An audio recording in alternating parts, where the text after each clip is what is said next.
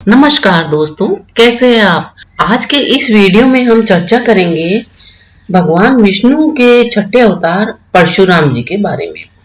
वह त्रेता युग के मुनि कहे जाते हैं और इनका जन्म भृगुश्रेष्ठ महर्षि जमदग्नि की ओर से करवाए गए पुत्रेष्टि यज्ञ से प्रसन्न देवराज इंद्र के वरदान स्वरूप हुआ था। परशुराम जी भगवान विष्णु के छठे अवतार तो हैं ही, वह त्रेता युग में जन्मे थे और इसी वजह से उनको त्रेता युग का मुनि कहा जाता है। एक पौराणिक कथा के अनुसार उल्लेख मिलता है कि परशुराम जी रामायण, महाभारत, भागवत पुराण और कल्कि पुराण इत्यादि अनेक ग्रंथों में इनके बारे में चर्चा की गई है। वे अहंकारी और दृष्ट हेयवंशी क्षत्रियों का पृथ्वी से की बार संहार करने के लिए भी प्रसिद्ध हैं। और तो और वे धरती पर वैदिक संस्कृति का प्रचार प्रसार करना चाहते थे। ऐसा कहा जाता है कि भारत के अधिकांश ग्राम उन्हीं के द्वारा बसाए गए हैं। वे भार्गव गोत्र की सबसे आज्ञाकारी संतानों में से एक माने जाते हैं, जो सदैव अपने गुरुजनों और माता पिता की आज्ञा का पालन करते थे। वे सदा बड़ों का सम्मान करते थे और कभी भी उनकी अवहेलना नहीं करते थे। उनका भाव इस जीव सृष्टि को इसके प्राकृतिक सौंदर्य सहित जीवांत बनाए रखना था। वे चाहते थे कि ये सारी सृष्टि पशु पक्षियों, वृक्षों, फल फूलों और समूची प्रकृति के लिए जीवांत रहे। यहाँ सब कुछ हरा भरा रहे। उनका यह भी कहना था कि राजा का धर्म वैदिक जीवन का प्रसार करना है, ना कि अपनी प्रजा से आज्ञा पालन करवाना है। वे एक ब्राह्मण के रूप में जन्मे अवश्य थे, लेकिन कर्म में वे एक क्षत्रिय के रूप में थे। उन्हें भार्गव के नाम से भी जाना जाता है। उनके जाने माने शिष्यों में थे भीष्म, द्रोण, जो कौरवों और पांडवों के गुरु व अश्वत्थामा के पिता थे, और कर्ण। तो इनका जो जन्म हुआ वो कैसे हुआ, इसके बारे में एक प्राचीन कथा है। प्राचीन काल में कन्नौज में गादी नाम के एक राजा राज्य करते थे। उनकी सत्यवती नाम की एक अत्यंत रूपवती कन्या थी। तो राजा गादी ने सत्यवती का विवाह भृगुनंदन के साथ कर दिया। सत्यवती के विवाह के पश्चात वहां भृगु ऋषि ने आकर अपनी पुत्र वधू को आशीर्वाद दिया और उससे वर मांगने के लिए कहा। इस पर सत्यवती ने उनसे अपनी माता के लिए एक पुत्र की याचना की। सत्यवती की याचना पर भृगु ऋषि ने उसे 2 चरु पात्र देते हुए कहा कि जब तुम और तुम्हारी माता ऋतु स्नान कर चुकी होगी, तब तुम तुम्हारी माता की इच्छा लेकर पीपल का आलिंगन करना और तुम उसी कामना को लेकर गूलर का यानी वट वृक्ष का आलिंगन करना। फिर मेरे द्वारा दिए गए इन चरुओं को सावधानी के साथ अलग अलग तुम दोनों सेवन कर लेना। इधर क्या हुआ, जब सत्यवती की मां ने देखा कि भृगु ने अपनी पुत्र वधू को तो उत्तम संतान होने के लिए चरु दिया है, तो उसने क्या करा कि अपने चरु को अपनी पुत्री के चरु के साथ बदल लिया। इस प्रकार सत्यवती ने अपनी माता वाले चरु का सेवन कर लिया।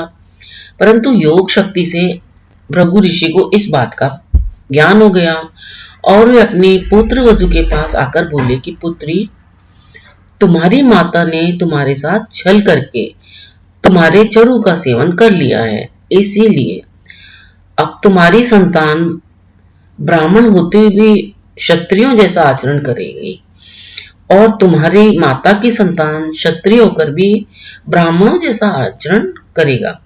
इस पर सत्यवती ने भृगु से विनती की कि मुझे आप आशीर्वाद दे कि मेरा पुत्र ब्राह्मण का ही आचरण करे, भले ही मेरा पुत्र क्षत्रिय जैसा आचरण करे। तो भृगु ने प्रसन्न होकर उसकी विनती स्वीकार कर ली। तो समय आने पर सत्यवती के गर्भ से जमदग्नि का जन्म हुआ और जमदग्नि अत्यंत ही तेजस्वी थे। बड़े होने पर उनका विवाह प्रसेनजीत की एक कन्या रेणुका के साथ हुआ।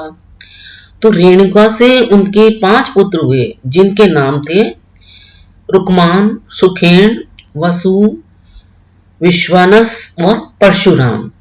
तो इस तरह से भृगु ऋषि के वरदान से परशुराम जी का रेणुका से और जमदाग्नि से जन्म हुआ।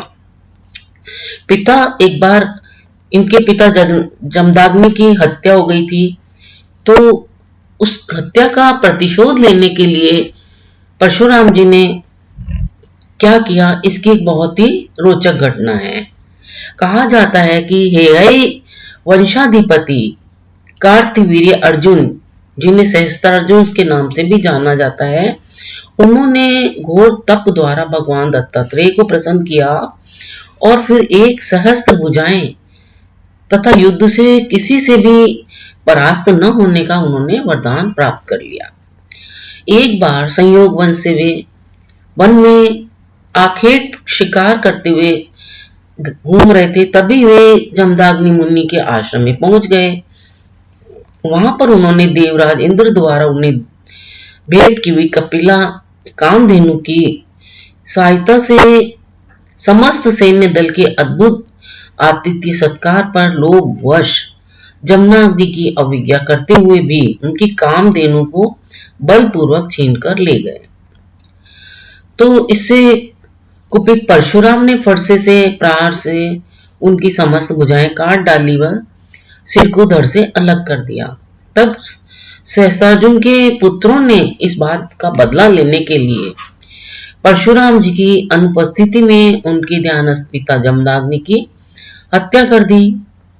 तो रेणुका का पति जब चिताग्नि में प्रविष्ट हो रहा था, तभी उनके साथ वह पत्नी उनकी रेणुका भी सती हो गई।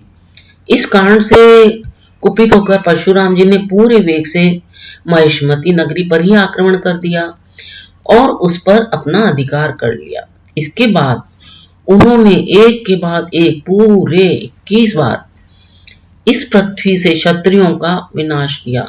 यही नहीं, उन्होंने हेहय वंशी क्षत्रियों के रक्त से स्थल पंचक क्षेत्र के 5 सरोवर भर दिए और पिता का श्राद्ध सहस्त्रार्जुन के पुत्रों के रक्त से किया। अंत में महर्षि ऋचिक ने प्रकट होकर परशुराम को ऐसा घोर कृत्य करने से रोका। इसके पश्चात उन्होंने अश्वमेध यज्ञ किया और स्वप्त दीप युक्त पृथ्वी महर्षि कश्यप को दान कर दी।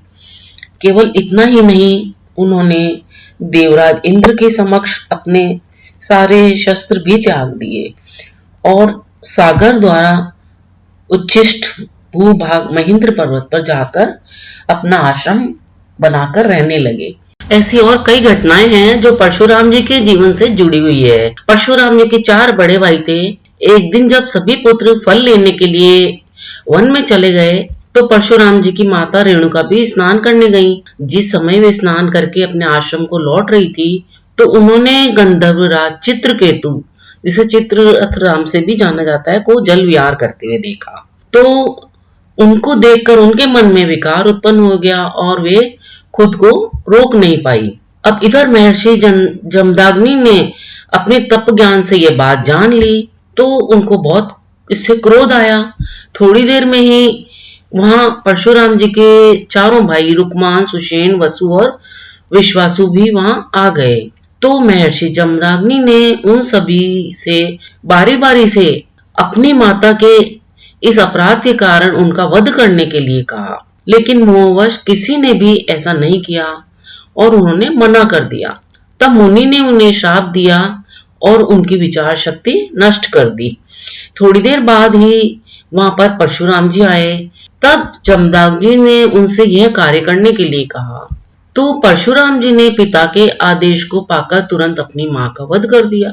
यह देखकर महर्षि जमदाग्नि बहुत प्रसन्न हुए कि उन्होंने उनके आदेश का पालन किया है और फिर परशुराम जी को वर मांगने के लिए कहा। तब परशुराम जी ने अपने पिता से माता रेणुका को पुनर्जीवित करने और 4 भाइयों को ठीक करके उनकी बुद्धि उनको प्रदान करने का वरदान मांगा।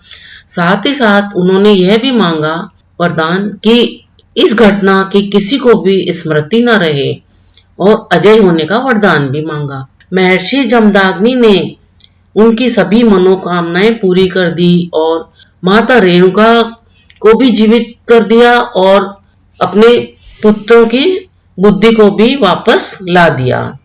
तो इस तरह से परशुराम जी की आज्ञाकारिता का एक बहुत ही बड़ी ये घटना थी। और एक अन्य घटना के अनुसार सतयुग में जब एक बार परशुराम जी भगवान शिव के दर्शन करने के लिए कैलाश पर्वत गए तो उनको वहां पर शिव के गणों ने रोका। तो गणों को तो परशुराम जी ने परास्त कर दिया और फिर आगे बढ़े तो उनको आगे गणेश जी ने रोका। तो इससे परशुराम जी क्रोधित हो गए और उन्होंने गणेश जी पर परशु से प्रहार कर दिया, जिससे गणेश जी का एक दांत टूट गया और फिर वे उसके बाद एक दंत कहलाए। त्रेता युग में उन्होंने जनक, दशरथ आदि राजाओं को समुचित सम्मान दिया। सीता स्वयंवर में श्री राम का अभिनंदन भी किया।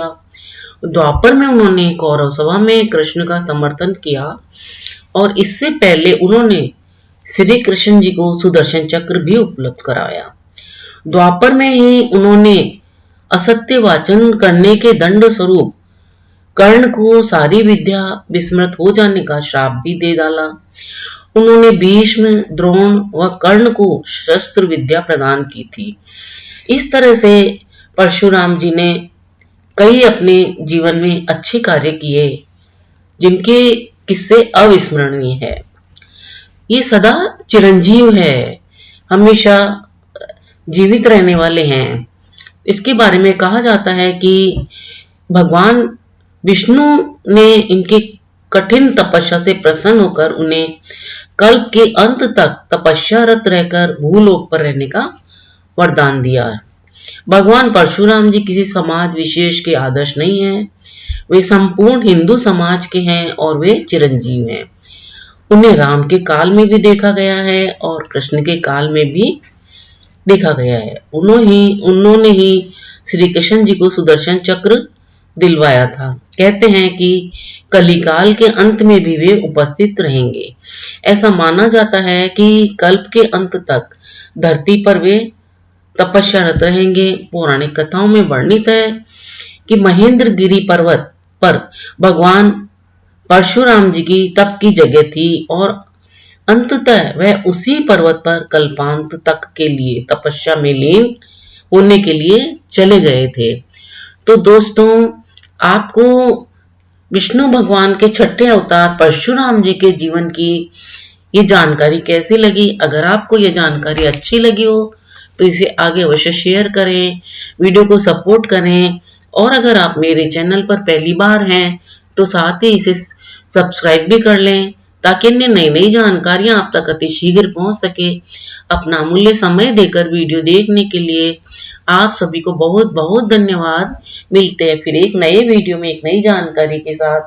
तब तक आप सभी स्वस्थ रहें, खुश रहें। धन्यवाद।